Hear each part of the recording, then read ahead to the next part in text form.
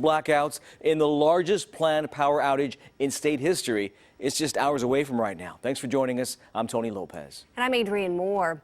PG&E plans to cut the lights to 500,000 customers across Northern California. Those outages are happening between midnight and 4 a.m. Now, portions of 34 counties will be impacted if fully implemented.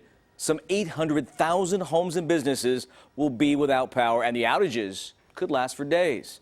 From how long the winds will last to what services will be down, we've got you covered. We begin tonight with CBS 13's Steve Large. He is live for us in El Dorado County tonight with the schools being forced to cancel classes. And Steve, a lot of parents scrambling tonight.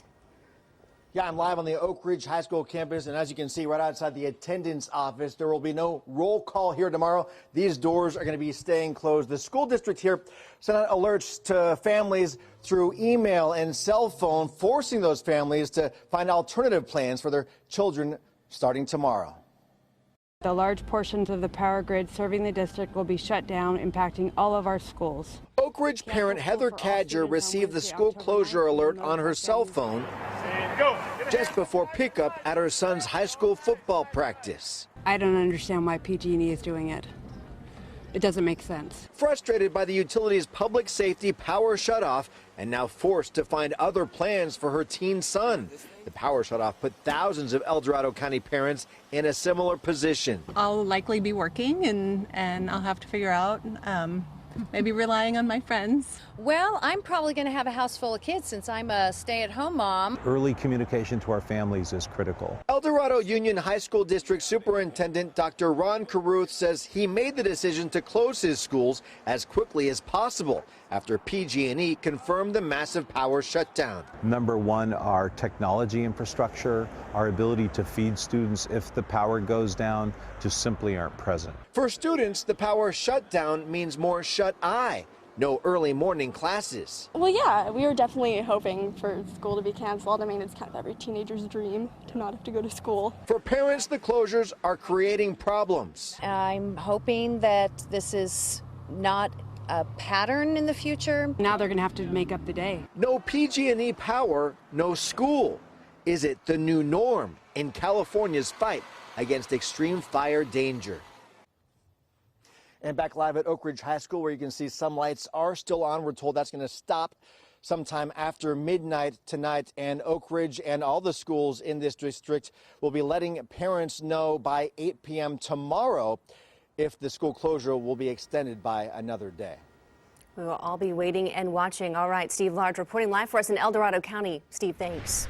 Now to a live look at Modesto tonight, where the lights could soon go out. Dave Bender standing by in the Weather Center for us with just how strong these winds could be, Dave. Well, we could see some gusts on the west side of the valley, 45 to 50 miles per hour, 35 in the northern San Joaquin Valley, maybe gusts 35 to 40 as we go through the day in and around Sacramento. And again, all these winds will be coming in out of the north and northwest. It's the classic pattern. The only thing that's different about this pattern is it's about 2 years ago that we had something like this. It's just the depth of the trough and the heights in this ridge of high pressure, and the gradient in between is super strong. So we haven't seen something like this in a couple of years, and this will be the strongest wind event that we've experienced so far this fall season. And it's going to turn into a monster or a winter storm back east, so just talking about that later on. But cool air up here is going to go barreling down into the Great Basin. We have warmer air out here, higher pressure here. This goes to the north a bit, and we get stuck in between, and that's where the pressure gradient will set up on top of us as we go through the day tomorrow and on into Thursday. So we've got a couple of things to talk about here, some advisories and, of course, some warnings to talk about across Northern California. So the first thing we're going to be talking about will be the wind advisory. And you'll see it covers a lot of Northern California for the bulk of Wednesday on into Thursday. We're talking some wind gusts here, probably pushing to 50 over on the west side of the valley. We also have a red flag warning in place. This goes from Wednesday into Thursday, obviously extreme fire danger. And again, we're in the wrong place at the right time, in between low pressure that's off to the east, higher pressure that's off to the west there, and we're stuck in between, as you can see right there, with the strong pressure gradient. So be prepared. We'll have a couple of days of this stuff to contend with. Adrian? A lot to get to. All right, Dave, thanks. With the looming shutoffs, PG&E says its online traffic has been so high that their website crashed. It is still working right now to restore access. That's right. So meanwhile, a number of community resource centers are going to be open tomorrow morning where affected customers can go. Each center can hold up to 100 people. There you can charge your phone, get bottled water, and use the restroom. A full list of all the center locations is on our website, cbs13.com. So conditions will be so severe that CAL FIRE is deploying extra resources all across the affected areas. CBS 13's Sharon Roger is live for us at Cal OES with how they're preparing tonight. Sharon? Yeah, Tony and Adrian, the last time Cal OES had to activate its operations center was back in July for the Ridgecrest earthquake. And today, state and local officials have gathered, getting constant briefings by the National Weather Service so that they can get those crews in place if a fire should break out.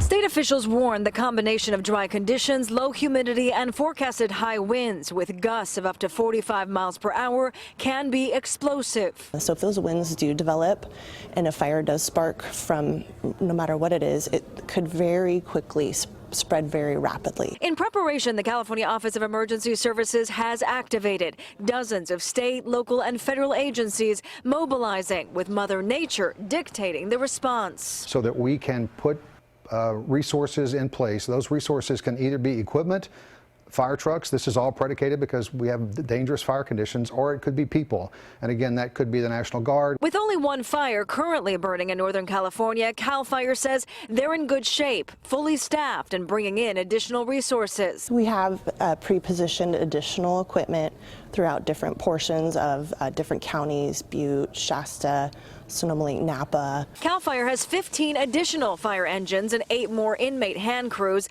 placed in strategic places, ready to move at a moment's notice. If it's a mountainous area and there's going to be 80-mile-an-hour winds, they're putting bulldozers, they're putting teams that can go into that area and fight as fire specific to that area. And with the massive power shutoff, local infrastructure is expected to see an impact. There certainly could be impacts to infrastructure and, as you said, to local roads, to street lights, anything that's fed by power that doesn't have backup generation.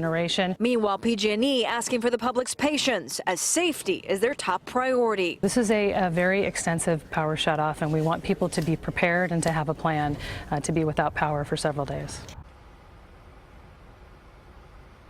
Yeah, PG&E says those power shutoffs can start at midnight. It will go in stages, starting with the northern part of the region. It will go south from there. But bottom line, officials say they want you to take these warnings seriously. Have enough water and food, have gas in your car, have cash handy, and have a family plan. Sharon, thank you. So chances are you have questions about what services will be available in a shutoff. So let's get some answers for you. Yeah, and Sharon touched on some of these. Gas pumps rely on electricity to function. So unless a gas station invested in a generator, it's likely you won't be able to fill up. So if possible, fill up your tank ASAP and stock up on fuel for your generator. Also, keep plenty of cash on hand. ATMs may also be out of service during an outage. It all depends on whether the business has a backup system. And you might have one of those portable chargers to keep your phone on, but will your phone actually work? Well, it looks like the answer is yes. Cell towers are protected by backup generators and batteries. Tonight, El Dorado Irrigation District and the city of Vacaville say their water supply could be impacted by the power shutoffs, and they're now urging residents to conserve tonight. That's right. So they're asking people not to use water unless absolutely necessary. Again, we're talking Vacaville here. Do not water lawn or landscaping, flush toilets less, take short showers no more than 5 to 10 minutes, use bathroom and kitchen sinks sparingly. Don't let the water run between brushing your teeth or washing the dishes.